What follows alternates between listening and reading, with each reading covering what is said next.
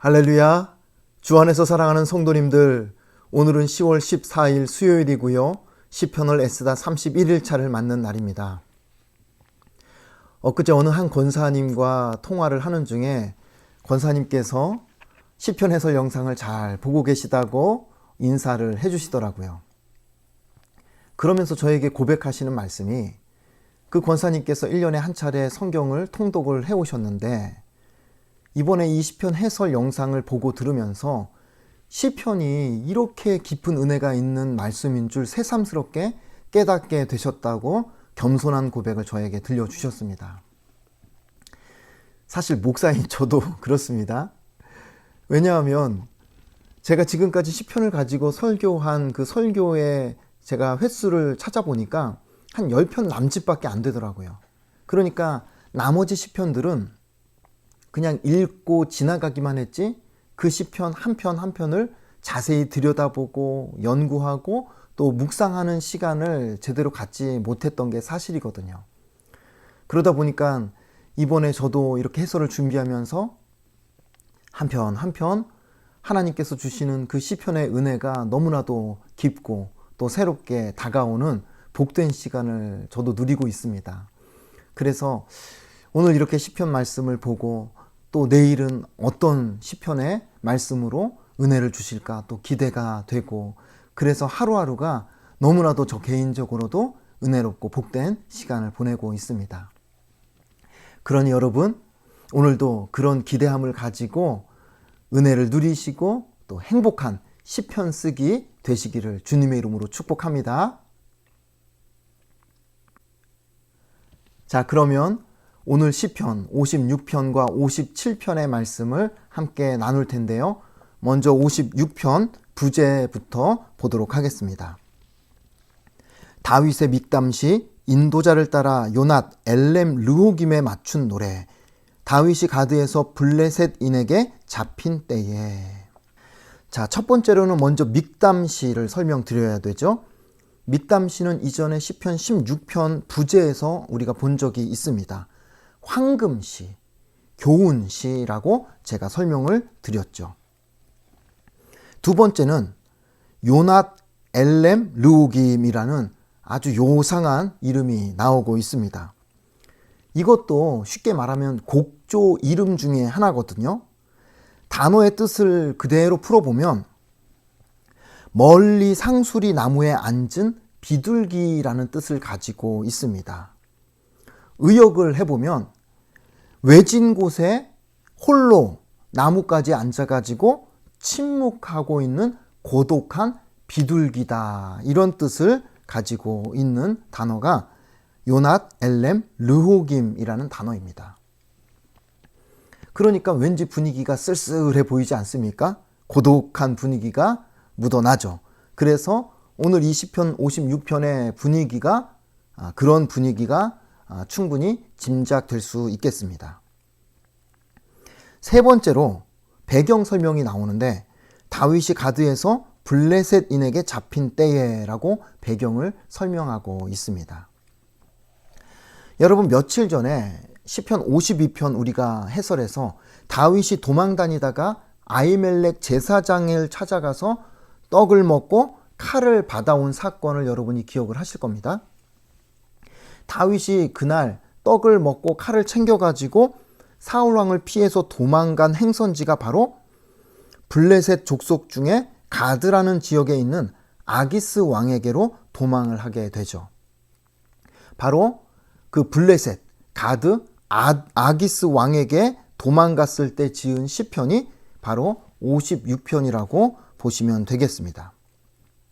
그러니까 여러분, 외진 곳에서 침묵하는 그 고독한 비둘기의 모습이 마치 오늘 이 시편 56편을 기록하고 있는 다윗의 모습과도 비슷하다 할 수 있겠습니다.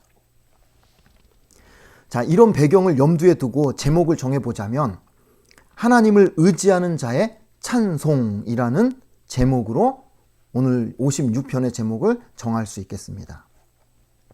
하나님을 의지하는 자의 찬송이라고 제목을 정했는데,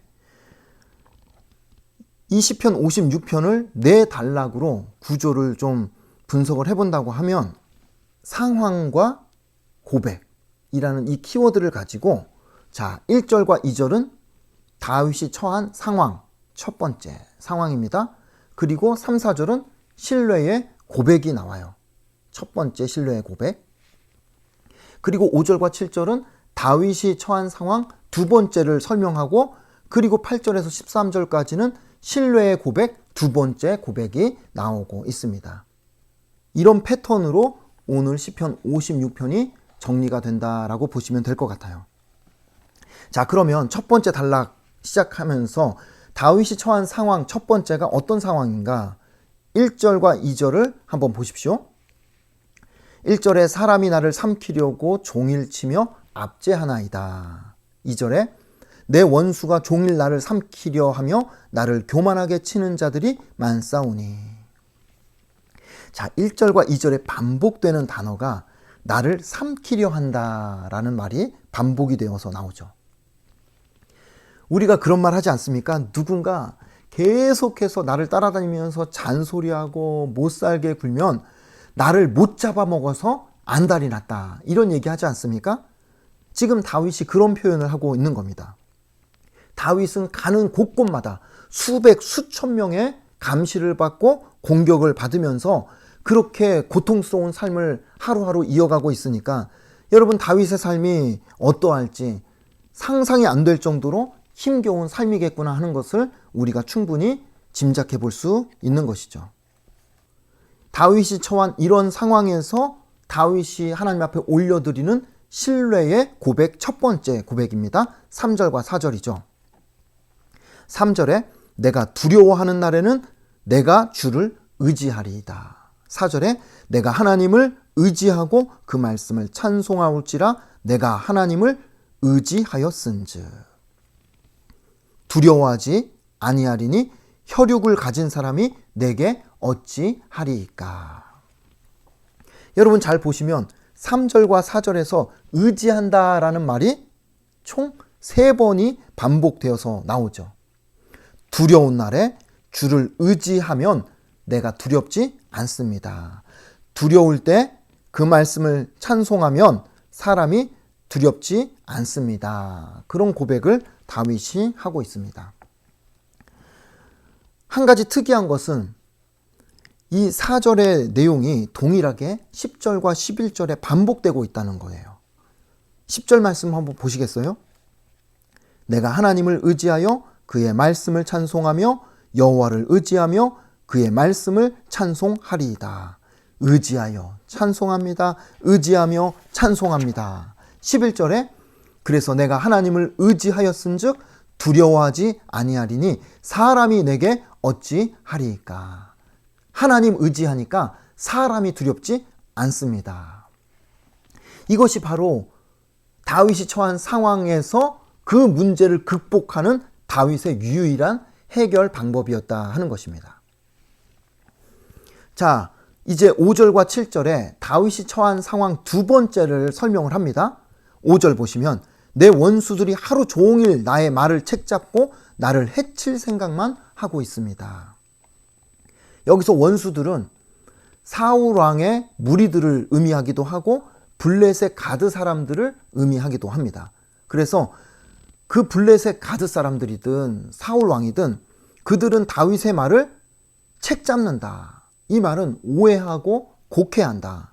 그래서 해칠 생각만 한다. 못 잡아먹어서 안달이 나 있다. 그런 고백입니다. 6절에 보시면 그들이 내 생명을 엿보았던 것과 같이 또 모여 숨어 내 발자취를 지켜보나이다. 아주 다윗이 가는 곳곳마다 감시 카메라로 그렇게 다윗을 감시하듯이 일일이 감시하면서 해칠 기회를 찾고 있다라고 이야기를 하죠. 7절 말씀 보시면 그들이 악을 행하고야 안전하오리이까 하나님이여 분노하사 뭇 백성을 낮추소서. 여기서 그들, 뭇 백성, 이 사람들은 바로 사울 왕의 무리들 그리고 가드 사람들입니다. 그들을 낮추소서 벌하소서라고 기도를 하죠. 자, 이렇게 숨막히는 상황에서 다윗은 두 번째 신뢰의 고백을 올려드립니다. 그 내용이 8절에서 13절이에요. 자, 각 절마다 제가 이렇게 간단하게 소 제목을 또 붙였는데요. 8절은 이렇게 제목을 붙여봤습니다. 다 아시죠? 이런 제목이에요. 8절을 읽어보면 나의 유리함을 주께서 계수하셨사오니 나의 눈물을 주의 병에 담으소서. 이것이 주의 책에 기록되지 아니하였나이까. 쉬운 말로 풀어보면 하나님께서 내가 얼마나 오랜 세월 이렇게 방황하고 어려움을 겪었는지 다 아시고 다 세셨을 거라고 저는 믿습니다. 그러니 그동안 흘린 내 눈물을 주님의 병에, 그 당시에는 병이 없습니다. 원문상으로 보면 가죽 부대를 의미해요. 주님의 가죽 부대에 제 눈물을 담아서 제가 얼마나 고통을 당했는지, 제가 얼마나 슬픔의 눈물을 흘렸는지, 제가 얼마나 이 땅을 살아오면서 아파 눈물을 흘렸는지 하나님께서 꼭 기억해 주시옵소서. 하나님이 다 아십니다. 기억하실 것입니다. 라는 신뢰의 고백인 겁니다. 9절 말씀은요, 소 제목을 붙여보면 내 편 맞죠? 라고 제가 제목을 붙여봤습니다. 9절 말씀 보니까 내가 아뢰는 날에 내 원수들이 물러가리니 이것으로 하나님이 내 편이심을 내가 아니이다. 다윗은 그런 고백을 하는 거예요. 다윗이 하나님의 이름을 부르면 원수들이 그 이름에 깜짝 놀라서 도망갈 것이라고 확신하면서 이렇게 신뢰를 고백하고 있는 것이죠. 10절과 11절은 소 제목을 붙이자면 의지합니다. 이런 고백이에요. 아까 제가 4절을 반복하는 말씀이라고 설명을 드렸죠. 그래서 읽기만 하고 넘어가겠습니다. 10절 내가 하나님을 의지하여 그의 말씀을 찬송하며 여호와를 의지하며 그의 말씀을 찬송하리이다. 11절에 그래서 내가 하나님을 의지하였은즉 두려워하지 아니하리니 사람이 내게 어찌 하리이까. 신뢰를 고백하고 있죠.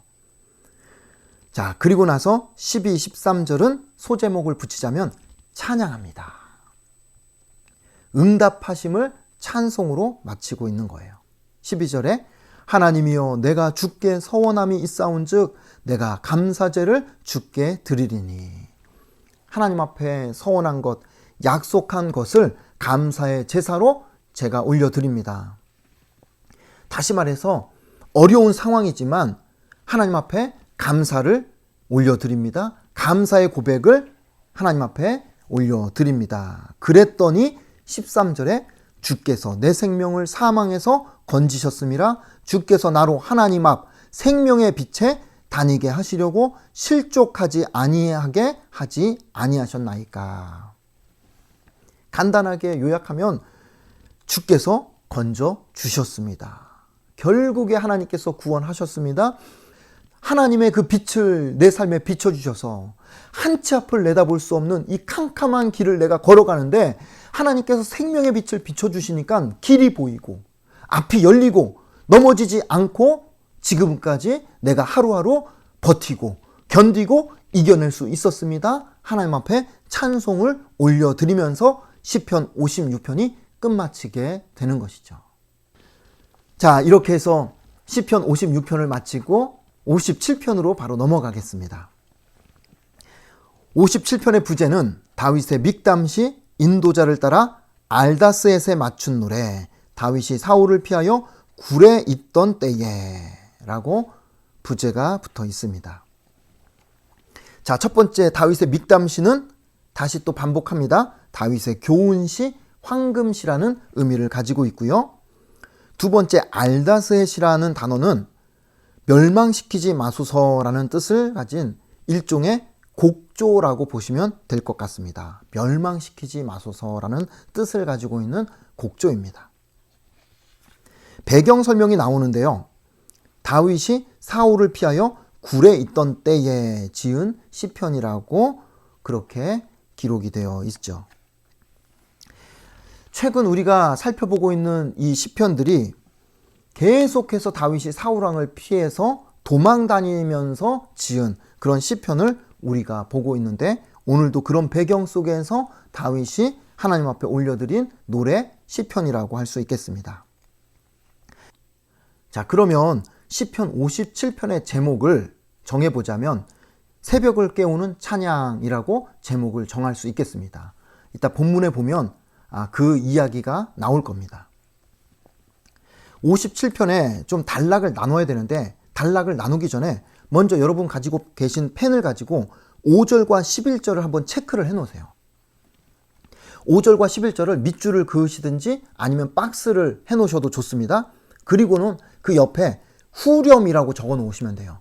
5절 옆에 후렴, 11절 옆에 후렴. 자, 후렴이라고 적으셨습니까? 자, 그러면 후렴이라고 적어 놓으시고 그리고 나서 제가 단락을 한번 나눠서 설명을 드릴게요. 자, 크게 두 덩어리로 나누는데 일단은 1절부터 5절이 한 덩어리고요. 그리고 6절부터 11절이 한 덩어리입니다. 그런데 첫 번째 단락 1절부터 5절을 제가 3개로 나눠서 설명을 드릴게요. 자, 1절부터 3절은 도움 간구. 모두 4글자로 제가 제목을 붙여봤습니다. 1절부터 3절은 도움 간구. 그리고 나서 4절은 처한 상황. 그리고 5절은요, 후렴 찬양. 이렇게 하면 첫 번째 단락이 1단락 되는 거예요. 자, 두 번째 단락도 한번 볼까요? 6절은 이번엔 6절이 처한 상황입니다. 그리고 나서 7절부터 10절인데 신앙 고백. 그리고 마지막 11절은 역시 후렴 찬양. 이렇게 해서 57편이 크게 두 덩어리로 나뉘어지는데 처한 상황과 찬양으로 이렇게 묶여져서 시편이 이렇게 전개가 되고 있습니다. 자, 그러면 첫 번째 단락의 도움 간구 1절부터 3절의 내용을 한번 볼까요? 1절 보시면 하나님이여 내게 은혜를 베푸소서 내게 은혜를 베푸소서 내 영혼이 주께로 피하되 주의 날개 그늘 아래에서 이 재앙들이 지나가기까지 피하리이다. 두 번을 반복해서 은혜를 베풀어 달라고 다윗은 하나님 앞에 간절히 부르짖어 기도를 합니다. 주님의 날개 아래로 내가 숨겠습니다. 피하겠습니다. 도와주십시오. 그렇게 기도를 하고 있습니다. 자, 그리고 나서 2절에 도움 간구 두 번째, 내가 지존하신 하나님께 부르짖으며 곧 나를 위하여 모든 것을 이루시는 하나님께로다. 부르짖어 기도합니다. 누구에게? 지존하신 하나님, 가장 높이 계신 하나님, 가장 크고 위대하신 하나님께 부르짖어 기도합니다. 그 하나님은 이루어 주시는 하나님이다. 내 삶의 모든 것을 이루시는 하나님께 기도합니다. 3절도 마찬가지입니다. 하나님께 구원을 요청하는 부르짖음이죠. 하나님의 인자와 진리를 보내주셔가지고 나를 구원하시고 나를 삼키려는 자의 그 비방에서 나를 건져 주시옵소서라고 간절히 부르짖는 간구 요청의 기도라고 할 수 있겠습니다. 자, 그리고 나서 이제 처한 상황을 4절에서 고백을 하죠. 내 영혼이 사자들 가운데에서 살며 내가 불사르는 자들 중에 누웠으니 곧 사람의 아들들 중에라. 그들의 이는 창과 화살이요 그들의 혀는 날카로운 칼 같도다. 자신의 상황을 비유로 이야기를 하는 건데 비유하자면 마치 사자들한테 둘러싸여 누워있는 상황이라고 그렇게 고백을 합니다. 그런데 그 사자들이 어떤 사자들입니까?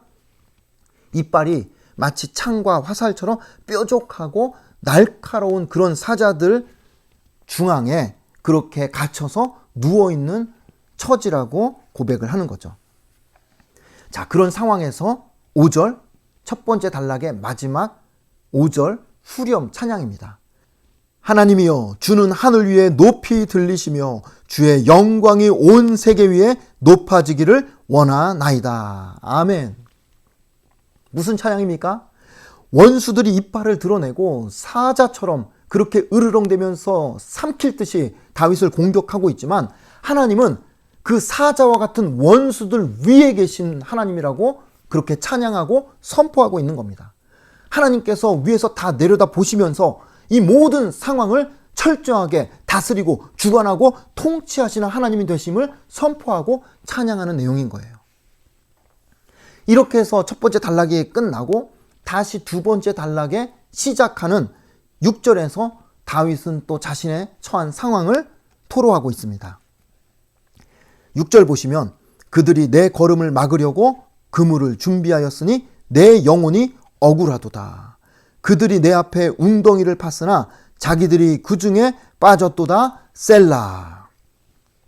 악한 사람들이, 원수들이 자기가 판 웅덩이에 빠졌습니다 라고 할 때는 다윗이 아주 그냥 통쾌하게 크게 셀라를 외치고 있습니다. 자, 여기 보시면 그물이 나오죠. 그리고 웅덩이가 나옵니다. 그 당시에 그물, 웅덩이 하면 사람들이 짐승을 잡을 때 그렇게 사용하는 도구면서 방법입니다. 그 사람들이 그렇게 다윗을 짐승을 잡듯이 그렇게 몰아붙였다라는 자신의 현실을 다윗이 고백하고 있는 것이죠. 이런 상황에서 다윗의 신앙 고백이 7절부터 10절에 나옵니다. 7절 보시면 하나님이여 내 마음이 확정되었사오니 내가 노래하고 내가 찬송하리이다. 내 마음이 확정되었다는 말은 내 마음이 확고합니다. 하나님께 딱 고정이 되어 있습니다. 흔들리지 않습니다. 이런 의미를 가지고 있어요. 다윗의 마음을 하나님께 딱 붙여놓는 겁니다. 순간 접착제로 그냥 딱 고정시켜 놓는 것처럼 다윗이 자신의 마음을 하나님께 딱 붙여놓으니까 흔들림이 없다라고 고백하는 거죠. 8절에 보시면 내 영광아 깰지어다 비파야 수구마 깰지어다 내가 새벽을 깨우리로다. 여기서 내 영광아, 이것은 본 의미가 내 영혼아 이런 뜻이 정확한 의미입니다. 그러니까 내 영혼아 깰지어다 내가 새벽을 깨우리로다. 여러분, 뭘 그렇게 세 번이나 깨우는지, 사실 새벽은 깨우지 않아도 저절로 밤이 지나고 나면 새벽이 오지 않습니까? 그러니 여기서 새벽을 깨운다는 말은 그렇게 다급하고 두려운 상황에서 아침에 눈을 뜨면서 하나님 앞에서 기도로 시작하겠다는 다윗의 신앙 고백이라고 할 수 있는 겁니다. 9절에 보시면 주여 내가 만민 중에서 주께 감사하오며 뭇 나라 중에서 주를 찬송하리이다. 주께 감사합니다. 주를 찬송합니다. 신앙의 고백을 올려드리고 있습니다. 그리고 나서 10절에 무릇 주의 인자는 커서 하늘에 미치고 주의 진리는 궁창에 이르나이다. 이 궁창을 다른 성경을 보니까 구름이다 이렇게 번역을 하고 있습니다. 주님의 한결같은 사랑은 하늘까지 닿습니다. 그렇게 크고 높습니다. 주님의 진리는 구름까지 닿습니다. 그리고 나서 마지막 11절 후렴 찬양으로 오늘 시편이 끝나고 있어요. 아까 5절의 후렴 찬양과 동일합니다. 하나님이여 주는 하늘 위에 높이 들리시며 주의 영광이 온 세계 위에 높아지기를 원하나이다. 주의 영광을 온 세상에 나타내 보여 주옵소서. 찬양으로 다윗은 오늘 위기가 앞에서 하나님 앞에 찬양으로 시편을 마치고 있습니다. 결국 시편 57편의 이 일정한 패턴은요, 어려운 상황을 앞에 두고 그 상황을 토로합니다. 그러나 찬양하고, 어려운 상황을 고백합니다. 그러나 신앙 고백을 하고 또 찬양하는 이런 믿음의 승리를 다윗은 시편 57편을 통해서 우리에게 분명하게 보여주며 또 도전하고 있습니다. 오늘 이렇게 시편 56편과 57편을 정리하면서 저는 여러분과 함께 시편 57편 8절의 말씀을 함께 묵상하고 나누고 싶어요. 내 영광아 깰지어다. 이 말은 다른 말로 하면 내 영혼아 깰지어다 비파야 수구마 깰지어다 내가 새벽을 깨우리로다. 다윗이 말합니다. 내가 새벽을 깨우리로다. 그 긴 밤 어둠의 터널을 지나오면서 새벽이 밝기가 무섭게 하나님 앞에 깨어서 기도함으로 나아가는 다윗의 고백입니다. 오늘 이 힘겨운 하루를 하나님께 전적으로 맡기고 의지하겠다라는 결단의 표현인 거죠. 하나님밖에 없다는 그런 신앙 고백입니다. 새벽이 오늘 우리의 인생에 어떤 의미가 있을까? 제가 성경을 바라볼 때에 성경은 특별히 새벽 시간을 우리에게 강조하는 면이 없지 않아 있습니다. 광야에서 이스라엘 백성들이 40년 동안 만나를 먹지 않습니까? 그런데 그 만나가 내려오는 시간이 새벽이에요. 야곱이 이스라엘로 그의 이름이 바뀌던 그 시간이 보니까 새벽이더라는 거죠. 목자들이 아기 예수님을 만났던 시간이 언제입니까? 새벽입니다. 막달라 마리아가 부활하신 예수님을 목격하고 만난 시간이 언제입니까? 새벽이에요. 베드로가 복음을 전하다가 감옥에 갇혔어요. 그런데 감옥 문이 열리던 시각이 언제인 줄 아십니까? 그게 바로 새벽이더라는 겁니다. 그래서 지난 시편 46편 5절 말씀에도 새벽에 하나님이 도우시리로다 하는 그런 시편의 고백이 있었던 것처럼 성경에서 새벽은 하나님이 우리를 위해 놀라운 일을 행하시는 시간이라고 말씀합니다. 새벽은 하나님께서 우리의 기도에 응답하시는 시간이요, 하나님의 계획이 성취되는 시간이라고 성경은 분명하게 말씀하고 있습니다. 그러니 사랑하는 성도님들, 오늘 우리의 인생에 이런저런 여러 가지 고민과 문제를 앞에 두고 있다면 우리가 다윗처럼 새벽을 깨우리로다, 새벽에 하나님을 만나는 그런 결단의 의지가 있어야 됩니다. 새벽을 깨워서 하나님 앞으로 나아간다는 것은 단순히 새벽 예배에 참석한다는 이런 물리적인 의미를 뛰어넘는 겁니다. 아침에 눈을 뜨자마자 내 하루의 이 삶을 하나님 앞에 전적으로 의지합니다. 의탁합니다. 맡겨드립니다. 내 삶의 문제를 하나님께서 풀어주셔야 합니다. 라고 사람에게 먼저 말 걸지 않고 사람 찾아가지 않고 새벽에 하나님께 가장 먼저 내 이야기를 쏟아내고 하나님을 찾고 하나님을 부르고 하나님을 의지하는 그런 신앙의 고백이 바로 새벽을 깨운다는 의미라고 할 수 있겠다 하는 것입니다. 우리가 그렇게 새벽을 깨워서 하나님 앞으로 나아갈 때에 하나님께서 그 모습을 기뻐하시고 하나님께서 우리의 문제를 대신 끌어안고 대신 싸워주실 것이요, 풀어주실 것이요, 우리의 길을 또 우리의 하루를 승리케 하실 줄로 믿습니다. 오늘 그런 믿음을 가지고 또 그런 하나님을 기대하심으로 오늘 시편 56편과 57편 시편 쓰기가 우리의 인생에 너무나도 행복하고 즐거운 하루가 되기를 주님의 이름으로 축복합니다. 여러분 축복합니다. 내일 다시 뵙겠습니다. 안녕히 계십시오.